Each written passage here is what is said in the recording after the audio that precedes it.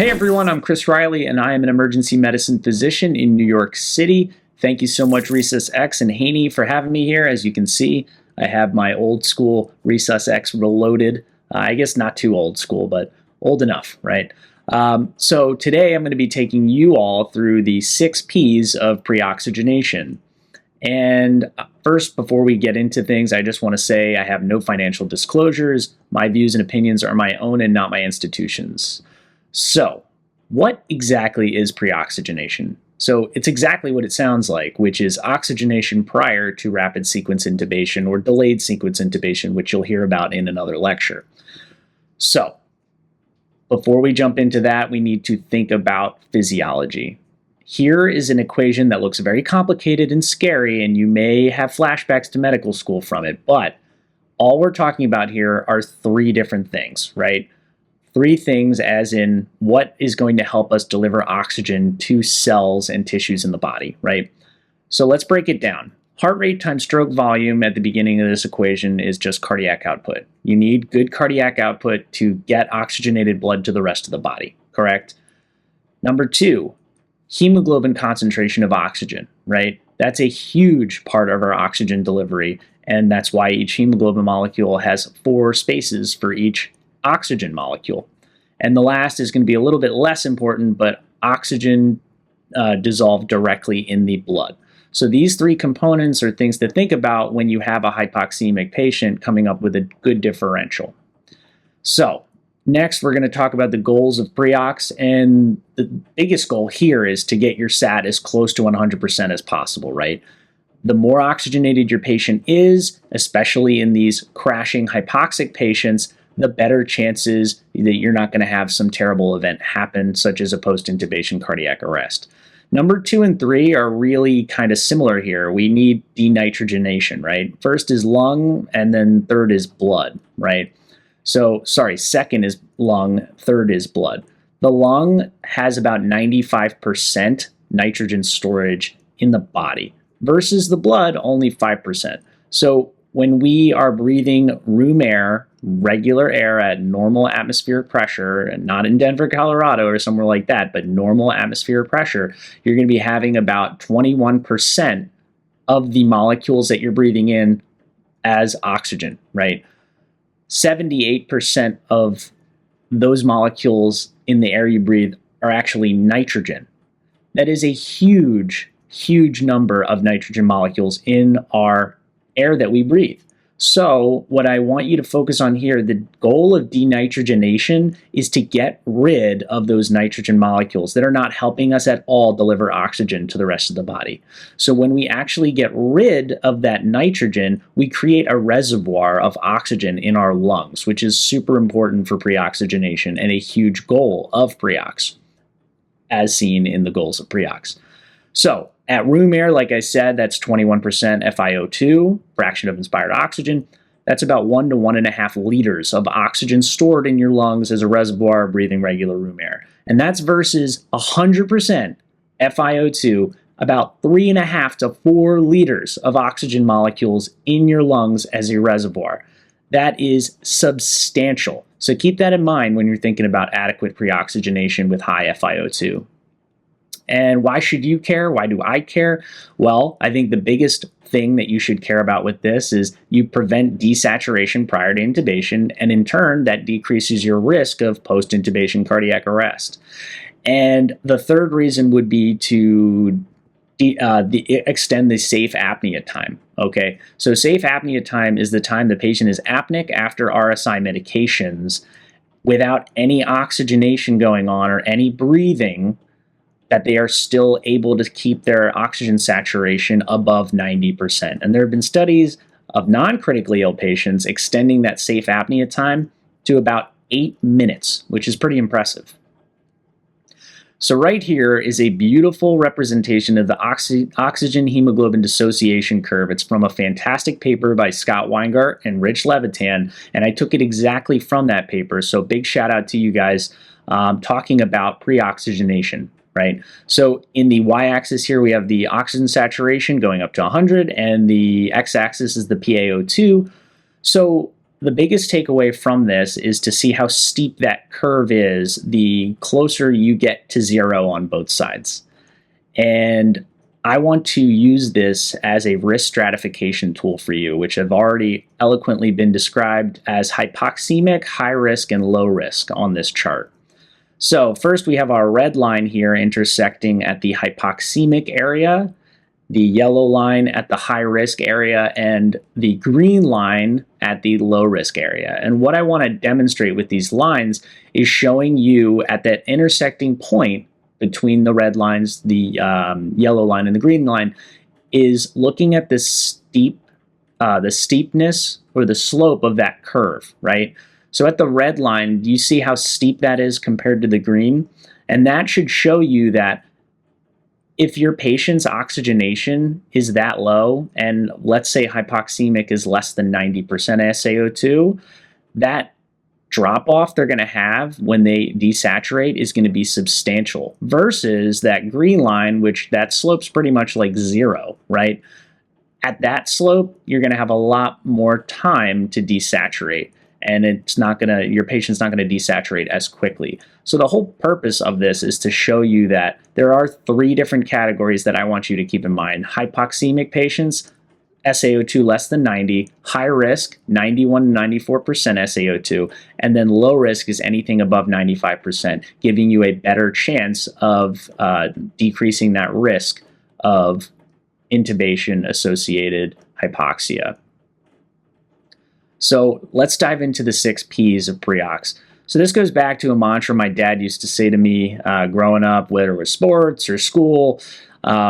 He was a big fan of saying practice, practice, practice. And then this one, which is proper prior planning prevents poor performance.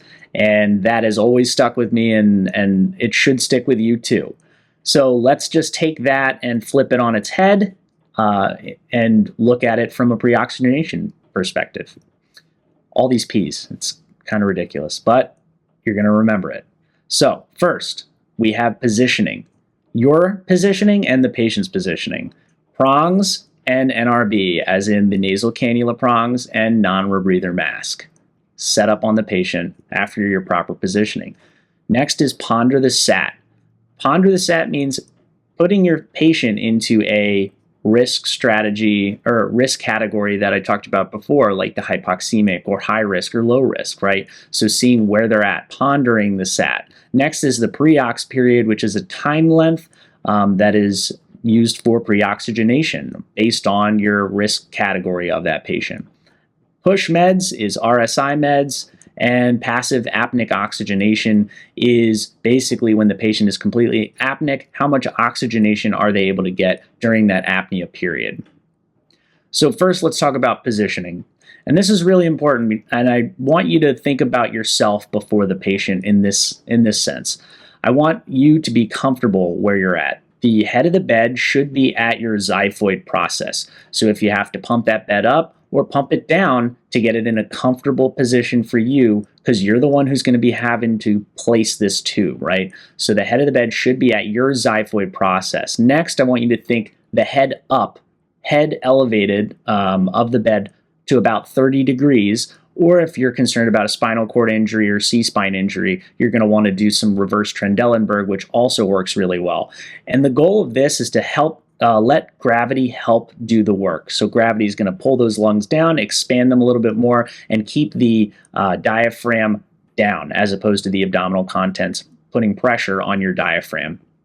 Next is the sniffing position, which we all should know is your ear to sternal notch position. So when you bring the patient's head forward like that, you're putting everything in line when you do proper laryngoscopy. And I want you to put towels underneath the occiput of the head and neck as opposed to the back or shoulders, because that's going to bring that head forward and help you really obtain a good view on laryngoscopy. And the last part of positioning is jaw thrust and adjuncts such as a nasal trumpet or oral pharyngeal airway to help move some of the soft tissue obstruction that could be going on with your patient. So next, we're going to talk about prongs and NRB. And prongs is in, again, nasal cannula. It's keeping with that P kind of mantra. So before we jump into that, I want to talk a little bit about non-rebreather versus partial rebreather. So here's a picture that actually really demonstrates well the difference between the two. And if you can spot the difference, let me help you out here. There's the difference. So that is a one-way valve, and that is present on non-rebreather masks. And the point of that is so that you don't rebreathe air that you're already exhaling, right? So that one-way valve with a tight seal on a non-rebreather mask should help get your oxygenation or an FiO2 up to about 90% if it is a tight seal and it is at flush rate oxygen, about 40 to 60 liters per minute. Partial rebreather does not have that one-way valve, right? So we see the partial rebreather on the right, you are partially rebreathing the air you're already exhaling, right? So that is not helping us out. It's probably about 65% FiO2. So now that we discussed that, let's talk about the prongs and the non-rebreather. So what I want you to do is have two oxygen reservoirs available, or one on the wall or a tank underneath the bed, or if you're lucky enough to have two on the wall, that's great. So what I want you to do is I want you to hook up both of these at the same time. And I want you to turn your non-rebreather all the way to flush oxygen, way past 15 liters. You're going to get 40 to 60 liters per minute. I want that thing hissing, right? So next, the non-rebreather. After the non-rebreather, you're going to use the nasal cannula, and I want you to turn that up to 6 to 15 liters per minute based on how awake your patient is. Again, can be super uncomfortable, so about 6 liters per minute should be okay without really making the patient uncomfortable. If they're, completely out of it and, only awaken to sternal rubs or deep pain, then you can crank that up. So now that you have those going on, I want you to ponder the SAT. And by pondering the SAT, you're going to make the decision, is the SAT prime or poor? And that is, again, based on our risk stratification of these patients, right? If it's prime, I want you to think about the green that I drew here. The red is going to be your poor, and the yellow even is your poor. Anything less than 95% is going to be your poor. And prime is go. Prime is proceed. So prime is greater than 95%, and prime is proceed, right? So you can go to the next step, which is that pre-oxygenation period, which we'll get to. If your oxygen saturation is poor, that is less than 95%, I want you to think about why that could be going on. And I want you to think poor as in positive pressure ventilation. And why do we need positive pressure ventilation in these patients? If somebody is at 94% oxygen saturation with nasal cannula and non-rebreather at flush rate oxygen, there is some serious physiological shunting going on, and you need alveolar recruitment. And shunting can be caused by pneumonia, ARDS, pulmonary edema. There are so many different causes. But basically, you're getting deoxygenated blood on the right side of the heart going to the left side of the heart without getting that proper oxygenation. So you need positive pressure ventilation.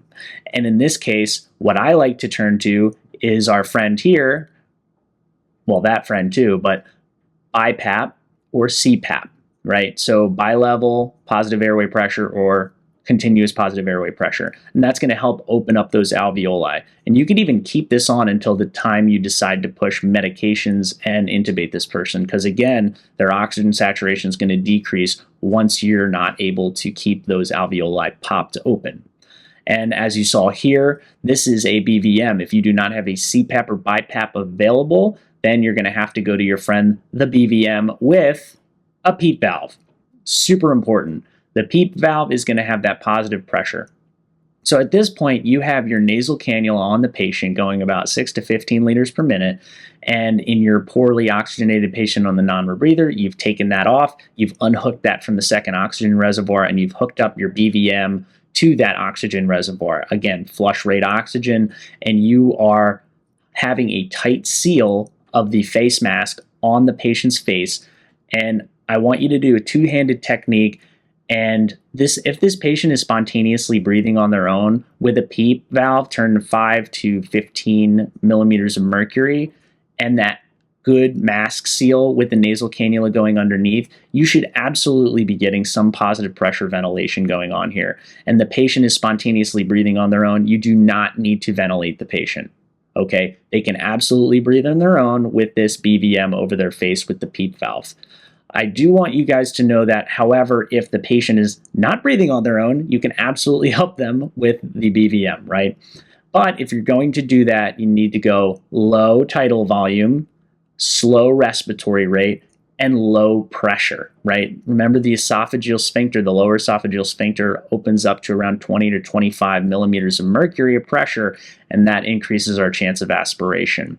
And again, low tidal volume. So what you want to do here, this box is representing where you actually want to squeeze on the bag. I've seen people go in there and squeeze the whole bag, and that's about 1.5 liters of oxygen. You only need 500 to 600 cc's of air, right? And that's exactly what that area represents right there. So when you're squeezing and doing BVM, make sure that you're only using the outside of the BVM to get a low tidal volume and a rate of approximately 6 to 8 breaths per minute.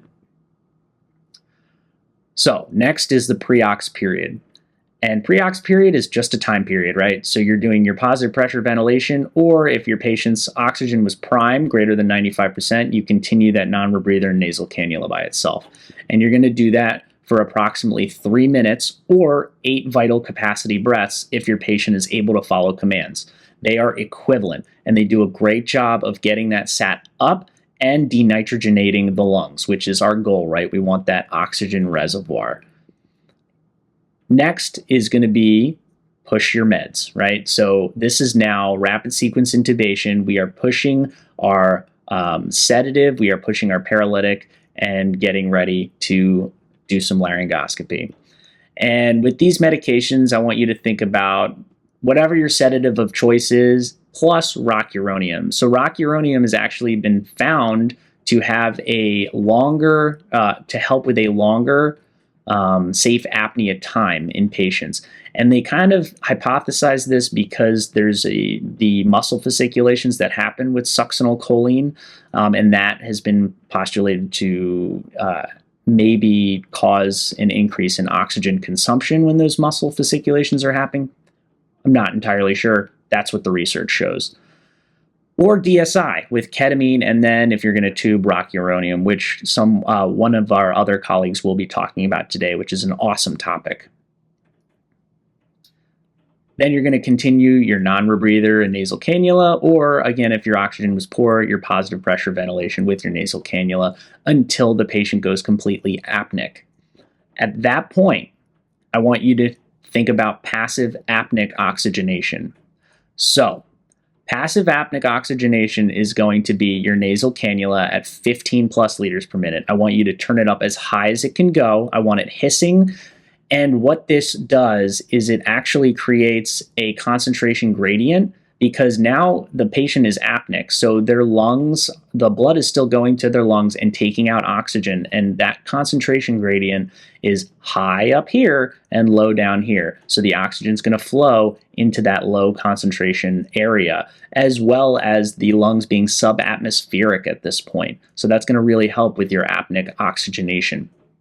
If your patient needed positive pressure ventilation and you're concerned with shunting, you can also give your BVM a couple squeezes before proceeding to laryngoscopy, right?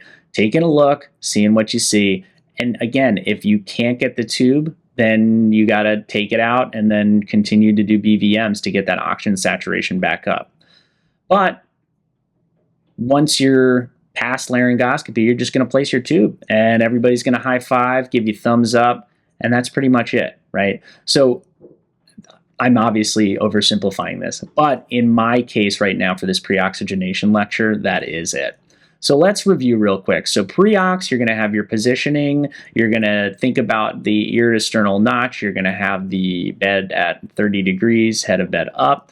You're going to put your nasal cannula on and your non-rebreather, both hooked up to 2 oxygen reservoirs, both the non-rebreather at flush rate and the nasal cannula at 6 to 15 liters per minute. Then you're going to go to apneic period if your oxygen sat is prime, right? If it is poor, you are going to go to CPAP versus BVM with a PEEP valve. And again, that's to get that positive pressure ventilation and prevent that shunting that's occurring. Then the apneic period. You want to push your sedative and paralytic. Again, rocuronium is preferred over succinylcholine, and your nasal cannula is going to be flush rate oxygen, right? If your patient required shunting, right, PPV for shunting, you're going to want to go to your non-invasive ventilation like we just talked about. And then you're going to tube them, right? So in review, the 6P's are positioning, prongs and NRB, ponder the sat, is it prime or is it poor, pre-ox period, push your meds, and passive apneic oxygenation. And those are the 6P's of pre-ox. Thank you.